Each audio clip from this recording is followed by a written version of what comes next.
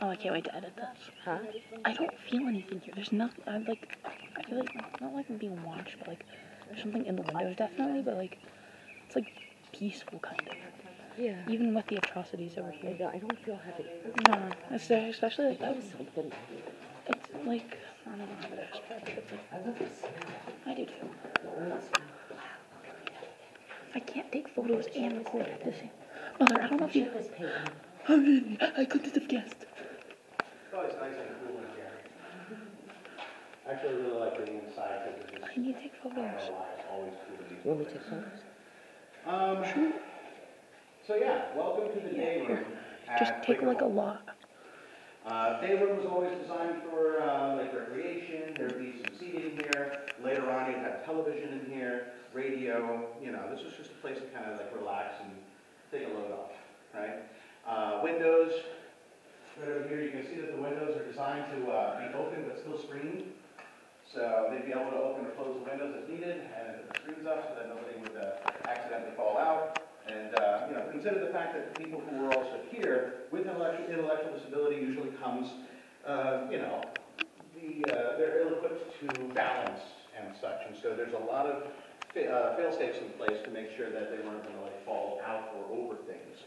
All the stairwells usually had grates going along so that they wouldn't fall over the banister and go down, you know, fall down the stairs that way. So you'll notice that. A lot of people will come in immediately and say, oh, look at all this, they've caged them in and such. No, I mean, it's more for safety than anything. You know, that's how they built it. It's how all institutions were built. In fact, hospitals tend to have things like this. In fact, my wife was in the hospital recently and I tried to open the window and it only opened like a half an inch. Like, yeah, exactly. So, you know, it's, yeah, you can totally take that as feeling like they're in jail, but it's just a safety measure, you know? You don't want to fall out. Yeah, exactly. Especially if you're on a 5th floor. Exactly. So, you know, this is just how it's done. You'll actually notice that these chairs over here, this isn't what was always here, by the way. The furniture that used to be here were like this solid oak furniture with like iron support, whereas this guy over here, these guys are actually what they call rotoform plastic. It's actually this very flexible type of plastic. It's firm to the touch, but if you were to try and sit on it, you can see that it actually has a little bit of give. I can put my foot down in here and you can see that it has a little give here. So it is kind of comfy. I've fallen asleep on this thing. Not this one in particular, it's a little dusty. But you can kind of see how it does have a little bit of give. There's also no real way to kind of get your hands on it and like pick it up. It's kind of heavy and cumbersome. Also consider the fact that you know, if anybody did have a tic or a violent tendency or anything like that, sometimes furniture would fly. So that's kind of why they did away with the oak furniture, because that would leave a heck of a bigger mark than say this thing would. Cool piece of trivia, by the way. For all of people of my generation and older, you would notice that this is actually the same plastic that they would use in creepy crawlers. You guys remember creepy crawlers? You can see they get these little like goo bottles that you would pour into a mold, put it in an oven. Oh, Yeah. Yeah, right, and make little gummy animals or gummy creatures. It's that polymer, you heat it up and it solidifies a little bit, it has like this gummy texture. This is like an industrialized version of that polymer. It's actually the same formula. So just thought that was kind of neat when I was researching them. You'll notice these guys over here, a lot of my urban explorers will look at this and go, aha, a cage. Not for people. Yeah, bragging. For radiators. This place was operated, or excuse me, heated by steam heat. And so radiators, if you've ever been subjected to a steam or hot water radiator, I'm sorry, and I know you have the scars to prove it. I do, Those things, yeah, I have a couple. I have ADHD, and so the one thing that happens with me is I bump into everything. And I used to live in New York City, and old buildings that were only operated by steam heat. And so my arm got stuck, wedged, you know how they were rungs, they got wedged in there, and I couldn't, it was full steam ahead, 8 o'clock in the morning. You got a good well off of that one. But yeah, this over here just protect everybody from the steam heat. This is also, the wood also kind of like helps radiate it a bit more. So it has a little bit better of an effect. But yeah, that's not a cage for a person. Stop. All right. Moving on, we're going to walk into this hallway over here. You can see into some of these other rooms. We got nurses' stations. We got some administrative rooms. We also have bathrooms over here. One thing that I also want to point out, by the way, if you look up directly above you right now, you can see that this is a brick building. This is not a brick facade, or you know how we kind of do buildings now, where it's like a wood frame and then you lay bricks around it and stuff. This is a brick building reinforced by iron support. So this thing was meant to last, like, you know, this is some high quality stuff. Wish we did that today. Exactly. What's with the name Luke?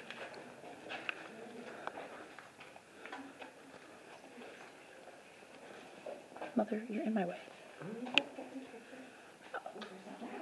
I have a question. I've seen Luke, the name Luke, like twice now. You're going to see Luke a lot. So there are many people who have come in here to tag, to vandalize, to do whatnots. But we have some pretty notorious names. I've met Luke, actually. There's another one that you might see today. Oh, what the heck is his name? Hold on. If I find it, I'll point it out. I just forgot his name all of a sudden. But yeah, we have two that are everywhere in these buildings. And you're going to see some other ones. Like I see a bunch of Rizzos around. I like to think it's Rizzo the Rat from the Muppet Show.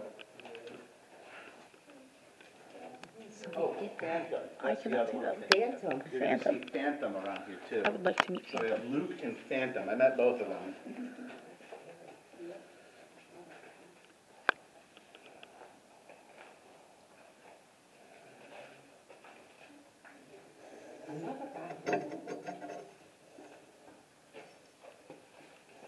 Mom? Nothing. There was a cool metal thing. I'm not in here. You can't see me.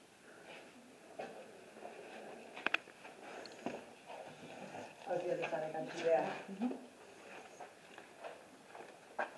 Reading. Yeah, right? Look at the brick, it's on the wall too. Oh yeah. On the walls. Oh, look at the lights. The brick, right here.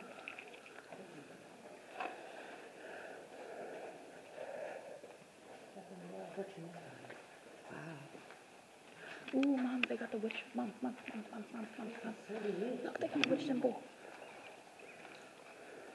Now, back in the old days, when they would have any type of institution, including hospitals, tuberculosis wards, and I wish it were institutions for the disabled, I will. a lot of the Can you get that wards quote on the wall would over kinda there? have this The You look Die We Profit. where Can you get that? I want that. it's a giant open space, and you would just see a line of beds. So if you've ever seen like a film that tries to portray like an old time period, like something about the Spanish flu or something, usually you would see just warehouse style room with just a bunch of beds lined up, and they're just kind of sitting there roaming around, whatnot. That's kind of how this was done back in the day. It used to be warehouse style wards, and a place like this, at maximum capacity, service about 75 men per floor. In this room over here, we have 75 men. Line them up right next to each other. Yeah, yep. Also consider that Quaker Hall is actually graduatories, and any of my thrill seekers who have done research before would note that Quaker Hall has a lot of notoriety attached to it. This is like a haven for my paranormal people, those who like to go to, because this is supposed to be one of the most active buildings on campus, and I believe it has a lot to do with the fact that there are horror stories associated with this building. This is where we would put what we call the bad boys at Pennhurst. This is your hyperactive ward. You'll see any of the men who had any hyperactive tendencies or violent tendencies, tics that made them lash out or anything of that sort. That's what we had in here. So you would have like your strongest orderlies, your strongest willed nurses and aides. This is where you would have them. Now, a lot of people will come to me and say, like, this is where the bad boys are. These were like the violent criminals and such. And first off, point of order, nobody ever was brought in here who was like criminally insane. If you use insane, first off, that is not an intellectual disability situation. You're talking psychiatric. That is a different diagnosis for a different hospital. So a lot of people will conflate psychiatric wards with institutions for the intellectually disabled. Very, very different. Also, with that come different medical practices as well. This over here was very different. This wasn't for your criminally insane or, you know, something like any of that stuff. Instead, you have people with intellectual disabilities that offer a tick that makes them maybe lash out. They don't want to be touched. They don't want to be moved, and so they're going to push and shove and get people away. They might have a condition in which they have to, if anybody's actually familiar with pica, if you've ever heard the term pica before, this is a condition in which you have a compulsive need to use your jaw muscles or your teeth. And when the compulsion happens, it's whatever's in front of you that gets it at that moment.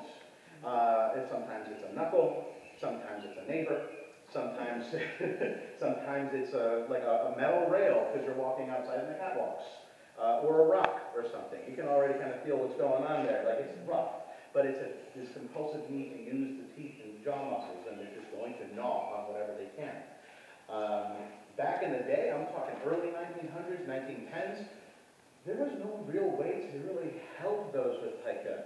We could use cognitive behavioral therapies. It wouldn't really work all the time, especially for the worst case scenarios.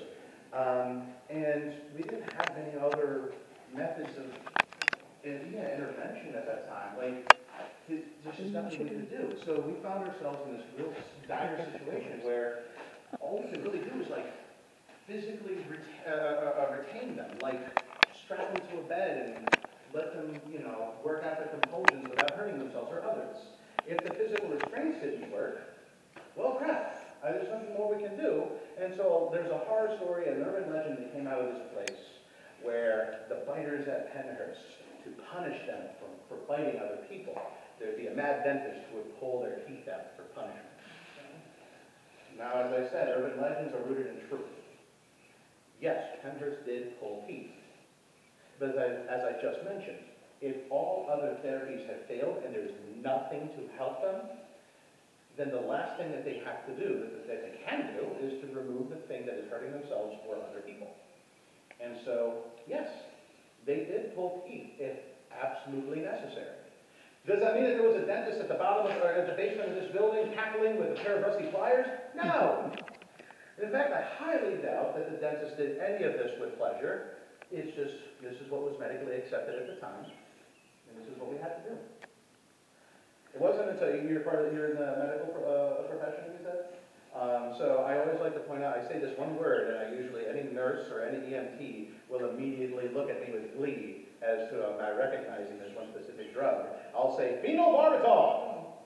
Mm-hmm. Grunt of affirmation. Phenobarbital and barbiturates in general are very, very good at bringing down anybody from a heightened state. Exactly. Yeah. It was like the That was like before my time, though, back then. Yeah, it was a cure-all because it really worked. Anybody who was in an altered state, was in a heightened state especially, it would bring them down. If you've ever seen an action movie where they have some person who's going, "Arr!" and then somebody comes in with a needle, stabs them in the neck, and you go, "Ugh." That was like the Hollywood version of phenobarbital.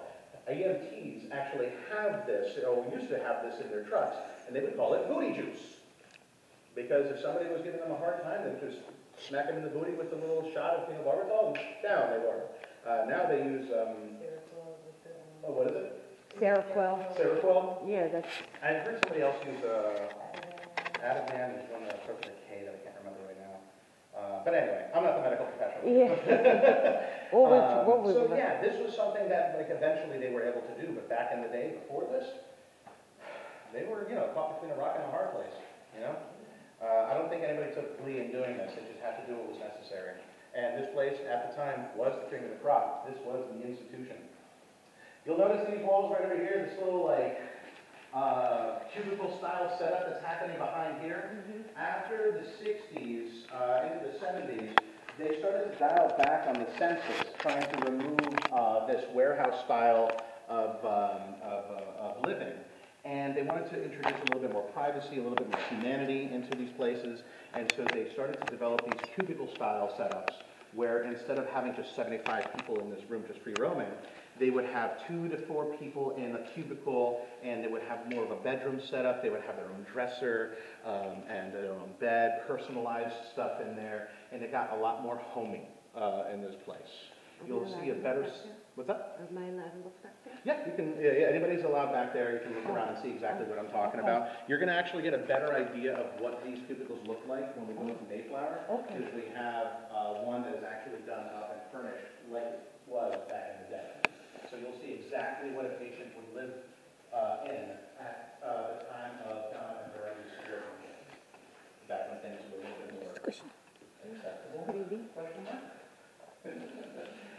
So we'll take another minute down here, and then we're going to exit. We're going to go back outside. It seems like the sun has gone away, so hopefully it's not too hot out there.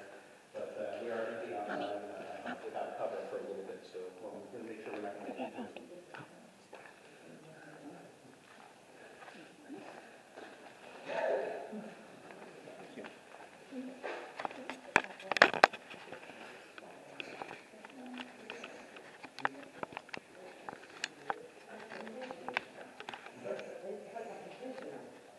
Oh, yeah, exactly, yeah.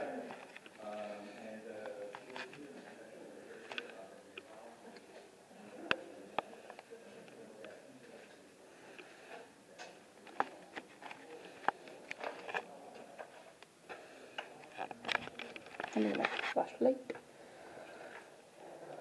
If I drop my phone now, I will cry. I want that to be now.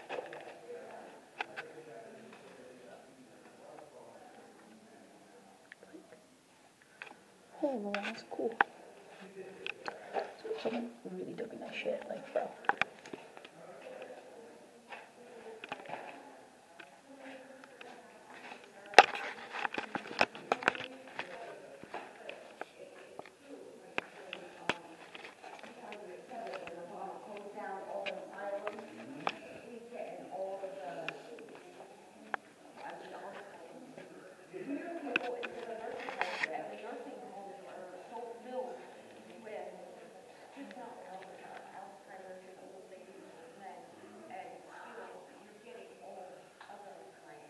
I want to walk up those stairs, but that's probably going to kill me.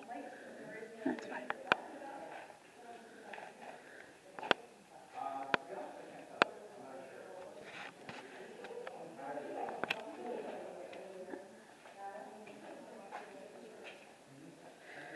I need to charge my phone.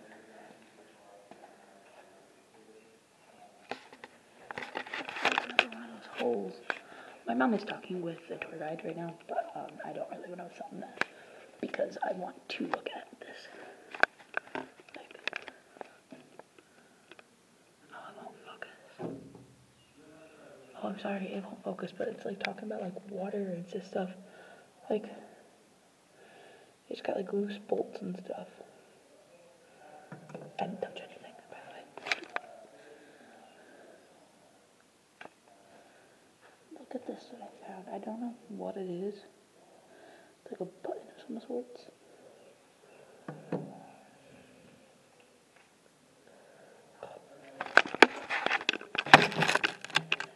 I don't really know what you guys see me, so I'll probably just edit this out if I don't like it. But this is really fucking cool. And if you guys have like a chance to come here, I would definitely do it. Like the tickets, each of us were only like $40, I think, and they totaled up to like $220 or something. But like if you have the option of coming here, I would definitely come here because like just like the bathroom is cool. And like I've been wanting to go to this place. You probably heard me say it in this video a few times before, but I've been wanting to go to this place since I don't know how long, but I've wanted to come here for so long, and like just coming here and being here, it's like insane. Like, I don't know how to describe it besides insane, because it's just like, wow, I can't believe I'm actually here, I can't believe I'm in this historical place, and it's just, it's insane. Like, you can't come up with any other words besides insane. It's really nice though.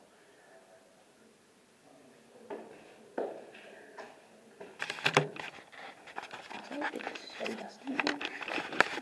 Like, look up there. That's so cool. This is going to be a very long video, so I'm so sorry for that. I will try and edit it down a little bit, but this is more of a place for me And the rest of you also.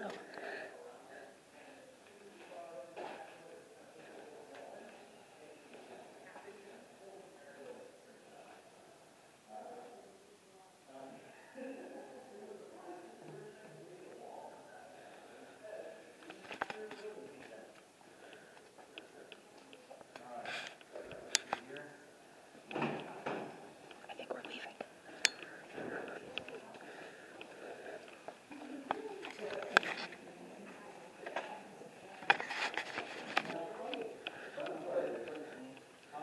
I'm trying not to show the people because we didn't Now, have places like permission. here, Quaker, maybe less so because, violent tendencies, you would trust them a little less, but maybe with a more direct care or like somebody who's like right on top of them, they could do that. But a lot of the other people around here, they were encouraged to be outside. They were actually encouraged to get that vitamin D, go ahead and get some exercise. There were benches all over the property where they could go sit down, read if they needed to, if they wanted to. There's playgrounds here, there were gardens here. This place was really done up so that they can live a full and happy life. But again, I bring up that idea of the court of public opinion, this one perspective of those looking down upon the people who lived here. They didn't give a crap as to how the people lived here. But then you have the perspective of those who actually helped build this place and work this place. And they had a different idea in mind. They saw the people who lived here as humans. You can't not look at them as humans if you're taking care of them. You'll actually get that from Donna and Bernie especially. As they talk about the people who lived here, you have to remember that with intellectual disability, most of the time, a lot of it is like a slowed faculty. That's why they actually called it developmentally or mentally retarded. To retard means to slow the progress up.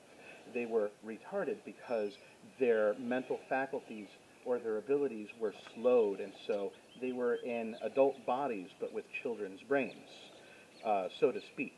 And so the people who would be walking around over here would actually have a lot of habits and idiosyncrasies that would remind you of children. Hence why the people who actually worked here would end up calling them children or kids. They would respond as children and would actually turn to a nurse or a nurse's aide and call them mom. Look at a doctor or an orderly and say dad. And so you had no choice, but if somebody calls you mommy, so you're just going to look at them and like, funny. I'm not, but it's still, like I teach middle school and high school. I observed at an elementary school once, and as I'm helping the kids with their activity at the time, one of them turned around, hey dad, and I just looked at the kid and I'm like, my heart exploded in love at that moment. Like, oh, you felt so safe with me that you called me dad. They felt so safe with the people who worked here that they would call them mom and dad. Yeah. So, and again, this is going to bring up this idea that like there are these multiple perspectives, and you've heard these horror stories, and you've read these books and articles about the horrors that have happened here, but you have to come to terms with the fact that there were people who loved to live here and begged to stay when this place closed down. There were others who did want to get out of here and, did abscond, did actually elope, as they called it back in the day. Actually, we still call it elope today. We still call it. In fact, I had students elope from my classroom. And then I would have to call the office. But yeah, elopements are still common anywhere you go, and any institution where you're expected to stay in a room, some people don't want to, So yeah, there were people who did need to get out of here. There were others who had very justified reasons to do so. Those who were either, what's the word I'm looking for? There were a lot of prejudices that still happened over here. I mean, we still had racial prejudice, even though there was inclusion here, racial inclusion here. So we did see a lot of that too. But, again, there are multiple stories to be told here. In fact, 10,060 stories specifically. Wow, Yeah. that's a lot. Over the entire life of Pennhurst, there were 10,060, as I remember reading, unique individuals who had been admitted here at one point or another. At maximum, there was, I believe, 3,500 people here at one time, maximum. Again, this place was only meant to, at first, house 500, but this place expanded quite a bit as the years went on. Around you can see a couple buildings. There used to be more, but we did have to demolish a couple. You can see a different perspective of Mayflower and Philadelphia right over here. We were just in Quaker Hall, so you saw the one entrance of Quaker Hall. This is the other entrance to Quaker Hall. Big building right over here. That is Devon Hall. And so that was actually one of the latest buildings that was erected on campus. Started building them and building that one in like 35, but then the World War II efforts happened. We had to halt the building of it, and after World War II died down, we came back and finished it off. So yeah, that's Devon Hall right over there. And let's see here, that building back there with the lights on, that's our maintenance room. At the time, it used to be, at the beginning, it used to be the single furnace power plant, which would provide power and steam for the facilities here. Eventually, this place expanded so much that the power plant was relocated to just a little off-campus, a 3-furnace coal-fired power plant to provide steam and electricity for the facility as well. This is where you would have all your woodworking and steelworking and maintenance for the property. Down the way a little bit more, behind that big tree situation there, that is the laundry, capable of running about 10 tons of laundry a day. And this little tuft of a building right over here used to be this little, I think it's an octagon. 1, 2, 3, 4, yeah, octagon. And it's the front entrance to the dietary hall. Dietary hall used to actually have 2 wings with like a central channel, which is where all the food would be made, and then the 2 wings would be your mess halls where you would go sit and eat. This area right over here used to be where Rockwell Hall would stand. Rockwell Hall is no longer there, as you can tell. Although, as a teacher, Rockwell Hall actually holds a very special place in my heart. Do I have any other teachers or educational professionals with me today? I talk a lot about my nurses and stuff, but I got to talk to the teachers too. As a teacher, Rockwell Hall actually holds a very special place in my heart because this is the area where we first started the Pennhurst classrooms. 1920, Rockwell Hall has classrooms devoted to anybody from kindergarten age all age out of the program. If they wanted to learn more and they were high functioning enough, they could go all the way down the catwalk over here, and on the right you have Industry Hall, which is where you would learn some trick of the trade, some way to be productive and, you know, make stuff. Furniture, rugs, baskets, shoes, what have you. Shush. Is that Nate? We have The garage opened. Yep, that's Nate. That's our groundskeeper. Yeah, so you would actually have education happening over here in 1920. Mind you, by the way, that in 1920, the people who were running this facility had decided consciously and with effort to teach those with disability things about life skills and just, you know, I'm losing my words, elementary concepts. And this was happening in 1920. You know how when we decided to do that as a nation, to teach those with disability? 1974. Wow, what a time gap. Yeah, they were doing this in 1920. They decided, hey, people that have disabilities and stuff, let's teach them some life skills. The public school system did not care about this at all until 1974, and that's when it was required by law to teach those with disabilities. Because of 1974, what we have is called what is called the IDEA Act, the Individuals with Disabilities Education Act, which sought free and equitable education for all Americans. It made it so that anybody, regardless of ability, was able to walk into a public school and be granted access and the tools necessary to be able to learn in the classroom. It's because of 1974's IDEA Act that I have special documents for anybody with disability or any disability, whether it's a learning disability, intellectual disability, or physical disability. I have documents that help me help you, the student. If anybody is familiar, most likely everybody here has heard of, either has had or has a friend or family member who has had an IEP, an individualized education plan, right? I usually get a lot of knowing nods at this point. An IEP is a document that every teacher gets that tells me this student has a disability that prevents them from doing X, Y, Z. And this is how you, the teacher, can accommodate for that disability and allow them a fighting chance at learning your course material.